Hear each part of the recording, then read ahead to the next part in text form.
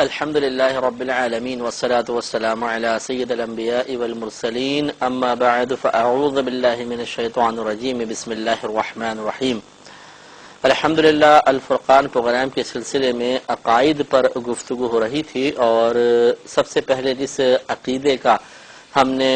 تفصیل بیان کرنے کے سلسلے میں انتخاب کیا تھا وہ توحید اور شرک تھا۔ پھر توحید و شرک کے ضمن میں ہم نے چند موضوعات پر کلام کیا تھا، علم غیب پر، انبیاء علیہ السلام اور اللہ تعالیٰ کے علاوہ مخلوق کے لیے علم غیب کے ثبوت پر کلام ہوا، نداء یا رسول پر کلام ہوا، انبیاء علیہ السلام اور دیگر نفوس قدسیہ کی تعظیم کے بارے میں کلام ہوا۔ اس کے بعد ہم نے تقدیر کے مسئلے پر بھی کلام کرنے کی سعادت حاصل کی۔ اب جو انشاءاللہ مسئلہ ہوگا وہ عقائد متعلقہ نبوت و رسالت ہے، یعنی انبیاء علیہ السلام اور رسل سے متعلق کن عقائد کا لحاظ رکھنا ضروری ہے، یا ان کے بارے میں کیا عقائد ایک مسلمان کے ہونے چاہیے، اور اگر خدا نخواستہ ان عقائد میں کوئی خرابی یا خطا ہوئی تو کن صورتوں میں کفر میں انسان مبتلا ہو جائے گا، اور کون سی صورتیں ایسی ہیں جن میں حکم کفر تو نہیں ہوتا لیکن انسان گمراہ یا بدعتی کہلاتا ہے۔ چنانچہ نبی اور رسول کی تعریف تو پہلے بھی آپ کی خدمت میں عرض کی تھی، اور ان کے مابین فرق بھی بیان ہوا تھا، لیکن ضمناً ہوا تو پھر عرض کر دیتے ہیں کہ نبی اس بشر کو کہتے ہیں جسے اللہ تبارک و تعالی نے لوگوں کی ہدایت کے لیے دنیا میں بھیجا ہو۔ تو نبی کے لیے بشر ہونا ضروری ہے، جیسے اس پہ مزید کلام بھی کریں گے کہ بشریت نبی کی تسلیم کرنی ہوگی۔ اور پھر اگر انہی نبیوں میں سے بعض نبی ایسے ہیں کہ جنہیں ایک کتاب نئی شریعت دے کر بھیجا ہو تو انہیں رسول کہا جاتا ہے۔ تو نبی اور رسول میں بہم یہ بنیادی فرق ہے کہ نبی کا مفہوم عام ہے اور رسول کا مفہوم کچھ خاص ہوتا ہے۔ نبی بس اللہ تعالیٰ کا منتخب بندہ ہے جو ہدایت کے لیے دنیا میں تشریف لایا، چاہے اسے نئی شریعت دی گئی ہو یا نہ دی گئی ہو اسے نبی کہیں گے، لیکن جس نبی کو نئی شریعت دی گئی اس کا ایک الگ نام بھی ہوتا ہے اور وہ رسول ہوتا ہے۔ اور یہ صرف انسانوں کے ساتھ ہی رسول انسانوں کے ساتھ خاص نہیں ہوتے بلکہ فرشتوں میں بھی رسول ہوتے ہیں،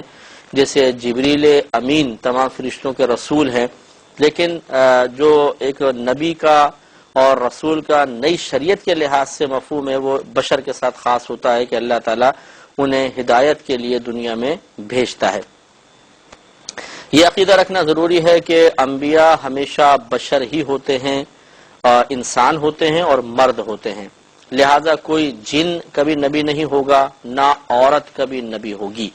لہذا اگر کوئی کسی جن کی نبوت کا قائل ہو جائے کہ جن نبی ہے، یا عورت کی نبوت کا قائل ہو جائے تو گویا کہ اس نے غیر نبی کو نبی تسلیم کر لیا، اور یقینی سی بات ہے کہ غیر نبی کو نبی کہنا یا نبی کو غیر نبی قرار دینا دونوں صورتیں کفر کی ہوتی ہیں۔ سورہ یوسف آیت نمبر 109 میں اللہ تبارک و تعالی نے واضح طور پر فرمایا کہ وما ارسلنا من قبلک الا رجالا نوحی الیہم، کہ اے حبیب کریم صلی اللہ علیہ وسلم ہم نے آپ سے پہلے صرف مردوں کو ہی رسول بنا کر بھیجا، یا مردوں کو ہی بھیجا، ان کی طرف ہم وحی فرماتے تھے۔ تو گویا کہ آج سے نبی کریم صلی اللہ علیہ وسلم سے پہلے بھی اللہ تبارک و تعالی کے منتخب بندے جن تک وحی باقاعدہ آئی وہ سب کے سب مرد تھے، لہذا انبیاء علیہ السلام بشر ہیں، ان کی بشریت کا انکار کرنا کفر ہے، کیونکہ قرآن پاک میں جا بجا اللہ تبارک و تعالی نے انبیاء علیہ السلام کے لیے بشریت کو ثابت فرمایا، تو گویا کہ انبیاء علیہ السلام سے بشریت کا انکار کرنا یہ دراصل قرآن کی آیات کا انکار کرنا ہے، اور یہ کفر ہوگا۔ اب یہ الگ ایک موضوع اور بحث ہے کہ ہمارے نبی کریم صلی اللہ علیہ وسلم کے لیے لفظ نور استعمال کرنا، یا آپ کے لیے عقیدہ رکھنا کہ آپ نور تھے یا بشر تھے، یا بشر تو تھے لیکن نورانیت کا تصور رکھنا، یہ ایک الگ بحث ہے، اور یہ انشاءاللہ جب ہم رسالت اور نبوت کی بحث کے آخر میں آئیں گے تو خاص ان عقیدوں کا تذکرہ ہوگا جو ذات حبیب باری تعالی کے ساتھ خاص ہیں، یعنی نبی کریم صلی اللہ علیہ وسلم کے بارے میں کہ آپ کا سایہ تھا یا نہیں تھا، اس کے بارے میں کیا عقیدہ ہے، نبی کریم صلی اللہ علیہ وسلم کے علم غیب پر خاص طور پہ پرٹیکولر نبی کریم صلی اللہ علیہ وسلم کے علم غیب پر کلام ہوگا انشاءاللہ۔ اسی طرح آپ کے بارے میں نور کا عقیدہ رکھا جائے یا نہ رکھا جائے، اس کا کیا شرعی تصور ہے، اس کے کیا اگر ہے تو کیا دلائل ہیں، کیوں یہ تصور لوگوں کے ذہن میں پیدا ہوا، یہ اس پہ بھی انشاءاللہ کلام ہوگا، لیکن وہ ایک الگ موضوع ہوگا انشاءاللہ، اور اس کے بعد ہم اس پر کلام کریں گے۔ کتنی تعداد پر ایمان رکھا جائے، اور جب ہم بیان کرتے ہیں کہ ہم اتنے نبیوں پر ایمان رکھتے ہیں یا اتنے نبی اللہ تعالیٰ کی طرف سے آئے، تو کس تعداد پر اعتماد رکھا جائے۔ اس سلسلے میں دو حدیثیں پہلے دیکھیں، پھر ہم اس کا نتیجہ یا نچوڑ یا ایک مسلمان کے لیے جو بہتر اور محتاط راستہ ہے وہ عرض کریں گے۔ حضرت ابو ذر رضی اللہ تعالی عنہ اس حدیث کے راوی ہیں، مسند امام احمد بن حنبل کی روایت ہے، اور حدیث نمبر 21257 ہے۔ حضرت ابو ذر غفاری رضی اللہ تعالیٰ عنہ کہتے ہیں کہ قلت، میں نے عرض کی، یا رسول اللہ صلی اللہ علیہ وسلم، کم وفى عدۃ الانبیاء، کہ نبیوں کی تعداد کتنی ہوئی ہے، کتنے نبیوں نے تعداد کو پورا کیا ہے، یا کتنی تعداد میں انبیاء علیہ السلام تھے۔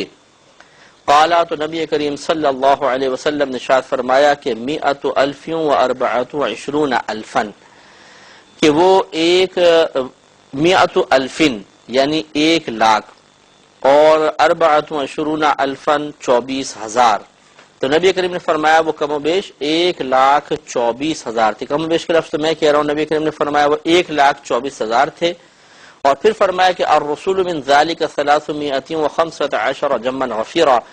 اور سرکار نے فرمایا کہ ان میں سے رسول جو تھے وہ 315 تھے، 315 کا جم غفیر تھا، بڑی تعداد تھی رسولوں کی۔ تو گویا کہ نبی کریم نے اس حدیث میں فرمایا کہ 1,24,000 انبیاء علیہ السلام آئے، جن میں سے 315 رسول ہوئے، یعنی وہ نئی شریعت لے کر آئے، ان پہ کتاب یا صحیفے نازل کیے گئے۔ لیکن ایک دوسری حدیث ہے جس کو نقل کیا گیا، اس میں لفظ تھوڑے سے مختلف ہیں، اس میں 100,000 کی جگہ 100,000 ہے، تو اس سے 2,00,000 کی تعداد بن گئی۔ گویا کہ نبی کریم نے فرمایا کہ 2,24,000 انبیاء علیہ السلام تشریف لائے۔ تو اب یقینی سی بات ہے کہ نبی کریم صلی اللہ علیہ وسلم نے تو کوئی ایک مخصوص تعداد ہی بیان کی ہوگی، یہ روات کے فرق کی وجہ سے کہ سننے میں فرق ہوا، آگے روایت کرنے میں فرق ہوا، دو تعداد ہمارے سامنے آ گئیں۔ جب دو تعداد آئی اور بڑا ڈیفرنس ہے، آپ دیکھیے کہ 1,24,000 اور 2,24,000 بہت بڑا فرق ہے۔ تو اب ہم کس تعداد پر ایمان رکھیں اور کس تعداد کو من جانب رسول تصور کریں کہ واقعی ایکوریٹ نبی کریم صلی اللہ علیہ وسلم کی طرف سے ہے، اگرچہ دونوں کی نسبت نبی کریم کی طرف کی، اس تعداد کو من جانب رسول تصور کریں کہ واقعی ایکوریٹ نبی کریم صلی اللہ علیہ وسلم کی طرف سے ہے، اگرچہ دونوں کی نسبت نبی کریم کی طرف کی جا رہی ہے، لیکن یقینی سی بات ہے کہ دو تعدادیں تو سرکار نے بیان نہیں فرمائی ہوں گی، ضرور یہ راویان کے فرق کی وجہ سے ایسا ہوا۔ لہذا زیادہ مشہور جو روایت ہے وہ 1,24,000 والی ہے، تو فقہاء نے، علماء متکلمین نے فیصلہ کیا کہ 1,24,000 والی روایت پر زیادہ اعتماد کیا جائے، لیکن اس تعداد کو فکس اور مخصوص بھی نہ سمجھا جائے۔ لہذا یوں کہا جائے، اور آپ بھی اپنی عادت بنا لیں کہ جب بھی آپ کہیں، کوئی آپ سے پوچھے کتنے نبی ہیں کل تعداد، تو آپ کہیں تقریباً 1,24,000، یا تقریباً یا کم و بیش کا لفظ کر لیں، کم زیادہ کم و بیش 1,24,000۔ اس میں فائدہ یہ ہوگا کہ اگر آپ ایکوریٹ ایک تعداد لے لیتے ہیں، مثال کے طور پر آپ نے کہا جی 2,24,000، اور بالفرض 1,24,000 والی روایت درست ہے، تو آپ نے دیکھیں ہزاروں نبیوں کو جو نبی نہیں تھے، غیر نبی کو نبی تسلیم کر لیا، اس میں کفر کا شائبہ۔ اور اگر آپ ایکوریٹ بس یہ لیتے ہیں کہ نہیں 1,24,000 انبیاء علیہ السلام والی روایت کو ہم لیتے ہیں، تو یہ بھی تو احتمال ہے کہ دوسری والی روایت ٹھیک ہو، تو پھر ہزار نبیوں کا انکار لازم آ جائے گا۔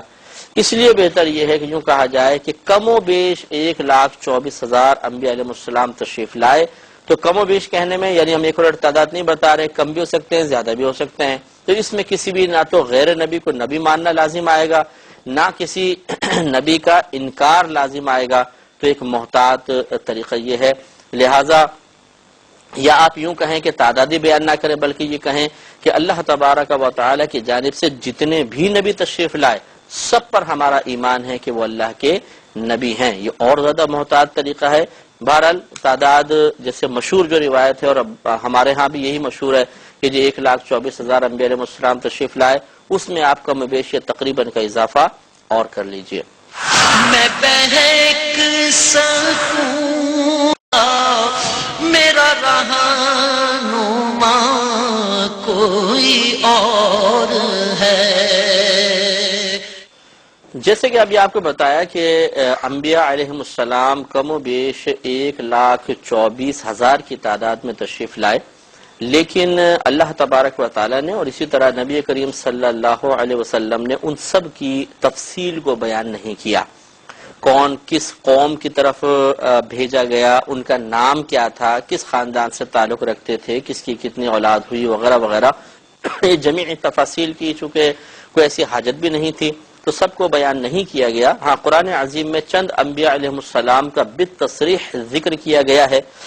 حصول برکت کے لیے ان سب کے نام ایک دفعہ میں آپ کی خدمت میں عرض کر دیتا ہوں اور آپ سن بھی لیجئے۔ اس طرح کم از کم ہم یہ کہہ سکتے ہیں کہ ایک وقت میں ہم نے قرآن میں ذکر کردہ تمام انبیاء علیہ السلام کا ذکر کیا، اور آپ کہہ سکتے ہیں کہ ہم نے ایک ساتھ سنا۔ تو برکت کے لیے میں انشاءاللہ عرض کر رہا ہوں کہ ان انبیاء علیہ السلام کے ناموں میں بڑی برکت ہوتی ہے۔ میرا ان کو زبان سے ادا کرنا انشاءاللہ میرے لیے باعث برکت ہوگا، اور آپ کا انہیں اپنے کانوں سے سماعت فرمانا انشاءاللہ آپ کے لیے ضرور باعث برکت ہوگا۔ تو سب سے پہلے نبی ہمیں معلوم ہے کہ حضرت آدم علیہ السلام تھے، اور اس پہ علیحدہ مستقل میں انشاءاللہ کلام کا ارادہ رکھتا ہوں کہ ہر نبی پہ ہم جو مشہور نبی ہیں اور ان کے بارے میں کچھ واقعات یا ڈاؤٹس ہیں انشاءاللہ ان پہ ہم علیحدہ کلام کریں گے۔ بہرحال یہ اتفاق ہے، نبی کریم صلی اللہ علیہ وسلم سے بھی پوچھا گیا، مسند امام احمد بن حنبل کی یہ روایت ہے کہ یا رسول اللہ صلی اللہ علیہ وسلم سب سے پہلے نبی کون تھے؟ آپ نے فرمایا کہ آدم علیہ السلام، اور سب سے آخری نبی ہم سب کو معلوم ہے کہ ہمارے نبی کریم صلی اللہ علیہ وسلم ہیں۔ تو جن کا ذکر بالتصریح قرآن پاک میں آیا، علماء نے ان کو جمع کیا، وہ میں عرض کر دیتا ہوں۔ حضرت آدم علیہ السلام، حضرت نوح علیہ السلام، حضرت ابراہیم علیہ السلام، حضرت اسماعیل علیہ السلام، حضرت اسحاق علیہ السلام، حضرت یعقوب علیہ السلام، حضرت یوسف علیہ السلام، حضرت موسیٰ علیہ السلام، حضرت ہارون علیہ السلام، حضرت شعیب علیہ السلام، حضرت لوط علیہ السلام، حضرت ہود علیہ السلام، حضرت داؤد علیہ السلام، حضرت سلیمان علیہ السلام، حضرت ایوب علیہ السلام، حضرت زکریا علیہ السلام، حضرت الیاس علیہ السلام، حضرت یسع علیہ السلام، حضرت یحییٰ علیہ السلام، حضرت عیسیٰ علیہ السلام، حضرت یونس علیہ السلام، حضرت ادریس علیہ السلام، حضرت ذوالکفل علیہ السلام، حضرت صالح علیہ السلام، اور ہمارے نبی کریم حضور سید المرسلین محمد مصطفیٰ احمد مجتبیٰ صلی اللہ علیہ وسلم۔ تو یہ انبیاء علیہ السلام جن کا بالتصریح قرآن پاک میں ذکر کیا گیا، ہم نے سب کا نام بھی ذکر کیا اور ہر ایک کے ساتھ مستقل علیہ السلام کی دعا بھی عرض کی، اور یہ تحفہ انشاءاللہ ضرور انبیاء علیہ السلام کی بارگاہ میں پہنچایا جائے گا۔ یہ سلامتی کی دعا ان تک پہنچے گی نزول رحمت کی شکل میں، اور انشاءاللہ ان کی طرف سے بھی انعام متوقع ہوگا، چاہے دنیا میں دعا کی شکل میں دیں، چاہے میدان محشر میں انشاءاللہ شفاعت کی شکل میں دے، بہتری کی امید ہوتی ہے۔ ایک یہ مسئلہ بھی عقیدہ یاد رکھیے کہ جب کوئی نبی متحقق ہو گیا کہ نبی ہے تو پھر اس پر وحی آنا بھی لازم ہے، چاہے فرشتے کے واسطے سے آئے اور چاہے فرشتے کے واسطے کے بغیر آئے۔ جیسے خواب میں اللہ تبارک و تعالیٰ انہیں کچھ فرمائے، یہ نبی کا خواب بھی وحی الہی کی صورت ہوتی ہے، یا ایک قلبی الہام ہوتا ہے کہ اللہ تعالیٰ ان کے دل میں ایک بات ڈال دیتا ہے۔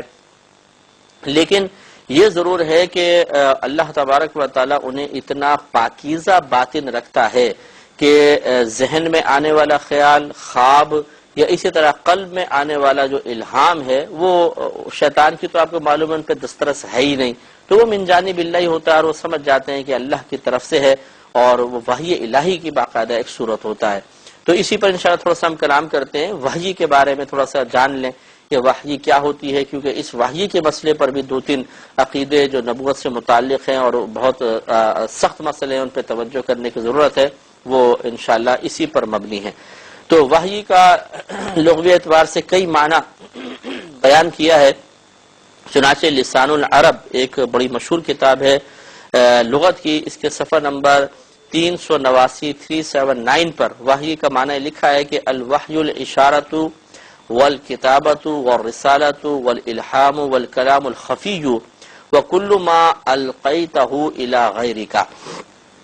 وہ فرماتے ہیں کہ وحی کے کئی معنی ہیں۔ وحی کا معنی اشارہ بھی ہوتا ہے، اشارہ کرنا، اس کو بھی کلام میں وحی سے تعبیر کر دیتے ہیں۔ دوسرا ہے کتابت، لکھنا، اس کے لکھنے کے لیے بھی وحی کا لفظ استعمال ہوتا ہے۔ تیسرا ہے رسالت، بھیجنا، الہام، دل میں کوئی بات ڈالنا، کلام خفی، سرگوشی اس کو کہتے ہیں، اسے بھی وحی کہہ دیتے ہیں، اور ہر وہ چیز کہ جس کو تو اپنے غیر کی طرف دے، ڈالے، بھیجے، اسے بھی وحی کہہ دیا جاتا ہے۔ تو یہ وحی کے لغوی معنی ہے، اور یہ لغوی معنی کے اعتبار سے لفظ وحی قرآن پاک میں کئی جگہ مختلف معانی میں استعمال ہوا ہے، الہام کے معنی میں بھی ہے اور بھیجنے کے معنی میں بھی ہے۔ اس پہ انشاءاللہ ہم مزید کلام کریں گے مناسب موقع پر، اور یہ اگلے پروگرامز میں۔ وآخر دعوانا ان الحمدللہ رب العالمین۔ میں بہک